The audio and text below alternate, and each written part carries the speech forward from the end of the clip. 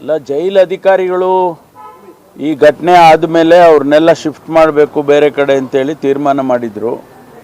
ಅವರು ಯಾರ್ಯಾರನ್ನ ಎಲ್ಲೆಲ್ಲಿ ಕಳಿಸ್ಬೇಕು ಅಂಥೇಳಿ ಅವರು ಒಂದು 8-10 ಜನರನ್ನು ಶಿಫ್ಟ್ ಮಾಡೋದಕ್ಕೆ ತೀರ್ಮಾನ ತಗೊಂಡು ಶಿಫ್ಟ್ ಮಾಡ್ತಾ ಇದ್ದಾರೆ.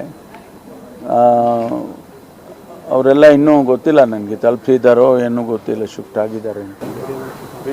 ಬಳ್ಳಾರಿ ಜೈಲ್ಗೆ ಪರ್ಟಿಕ್ಯುಲರ್ ಕಳಿಸೋದಕ್ಕೆ ರೀಸನ್ ಇದೆಯಾ ಸರ್? ಆ ಥರ ಏನಿಲ್ಲ. ಸೆಕ್ಯೂರಿಟಿ ದೃಷ್ಟಿಯಿಂದ ಯಾವ ಬಂದಿಖಾನೆಗೆ ಹೋಗಬೇಕು ಅದನ್ನು ಅವರು ಡಿಸೈಡ್ ಮಾಡಿದ್ದಾರೆ. ಅವರು ನಮ್ಮ ಪ್ರಿಸನ್ ಅಥಾರಿಟೀಸ್ ಡಿಸೈಡ್ ಮಾಡಿದ್ದಾರೆ. ನಾವ್ಯಾರು ಕೂಡ ಅದಕ್ಕೆ ಇಂಟರ್ಫಿಯರ್ ಆಗಿಲ್ಲ.